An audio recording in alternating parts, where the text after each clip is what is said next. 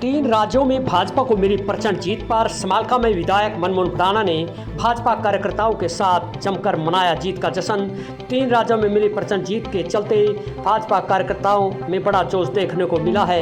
वहीं विधायक समालखा मनमोहन भडाना ने समालखा मंडी में भाजपा कार्यकर्ताओं के साथ लड्डू बांटकर जीत का जश्न मनाया। विधायक मनमोहन भडाना ने जानकारी देते हुए बताया कि आज़ादी के बाद पश्चिम बंगाल में पहली बार भारतीय जनता पार्टी की सरकार बनने जा रही है, जिसके चलते सभी को बहुत बहुत बधाई दी है। साथ ही इस जीत का श्रेय सबसे ज़्यादा उन भाजपा कार्यकर्ताओं को देना चाहते हैं। साथ ही उन्होंने कहा कि इस जीत पर सभी पार्टी कार्यकर्ताओं को बधाई दी है और साथ ही माननीय प्रधानमंत्री श्री नरेंद्र मोदी जी एवं माननीय अमित शाह जी व नितिन नवीन जी का भी इस जीत का श्रेय दिया है।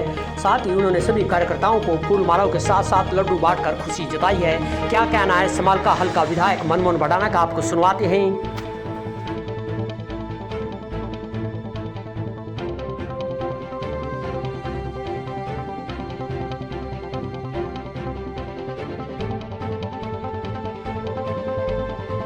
नहीं, मेरी तरफ से भी पूरे देशवासियों को, पूरे बीजेपी के कार्यकर्ता सभी साथियों को बहुत बहुत शुभकामनाएं। ये ऐतिहासिक जीत जो मुझे लगता है कि आगे आने वाले समय में हमारे भारत देश का जो दिशा और दशा दोनों ही बदलने में जो है कामयाब होने वाली है। देखिए, मुझे लग रहा है पिछले 15 सालों से जो वहाँ पे जो जिस तरह से चुनाव लड़ा जा रहा था, वो एक जबरदस्ती का चुनाव लड़ा जा रहा था, जिसमें मुझे लगता है कुछ जो है पार्टी के वहाँ टीएमसी के लोग जबरदस्ती जो है वोट डलवाने का काम करते थे, लोगों को डरा के धमका के।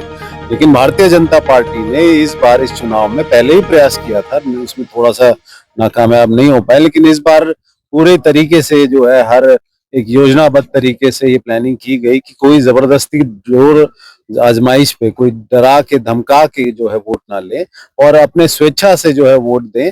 तो उसी के फलस्वरूप मुझे लगता है कि लोगों की पहली पसंद भारतीय जनता पार्टी जो है उभर कर आई है। और इसी तरह से अब बंगाल में जो है, जैसे पूरे हिंदुस्तान में बाकी राज्यों में जो एक स्वशासन और एक पारदर्शिता से जो काम हो रहे हैं, उसी तरह से बंगाल में देखने को मिले। बिल्कुल, देखिए दोनों ही तरफ से है, क्योंकि भारतीय जनता पार्टी सबसे पहले तो ये भी देखती है कि जो कैंडिडेट वो लड़ा रही है वो बेदाग है, उनकी जो है काम करने की इच्छा है, वो उनकी मंशा अच्छी है, लोगों के बीच में रहेंगे, लोगों के साथ रहेंगे।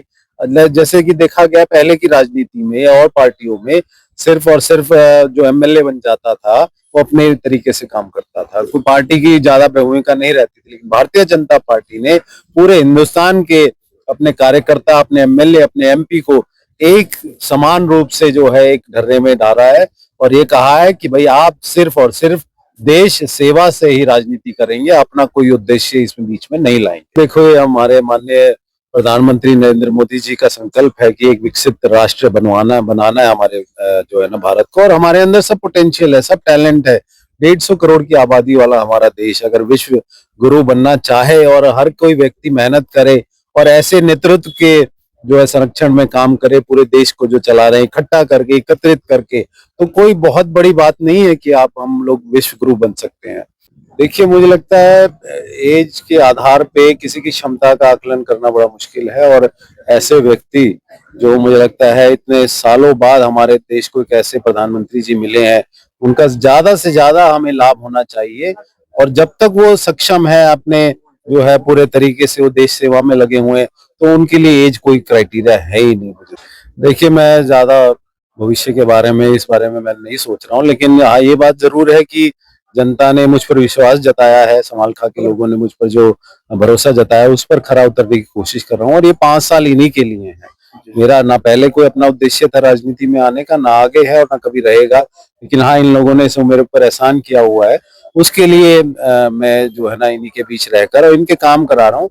इसमें एंग्री यंग मैन वाली कोई ऐसी बात नहीं है। मुझे लगता है प्यार से भी काम निकलते हैं, कई बार बहुत प्यार से भी करता हूँ। मेरे को ऐसे अधिकारी मिले जिनसे मैंने अगर तरीके से बात करी है, तो उनको लगा है कि भाई हम सबसे पहले इनका काम करें। भारत माता की जय, वंदे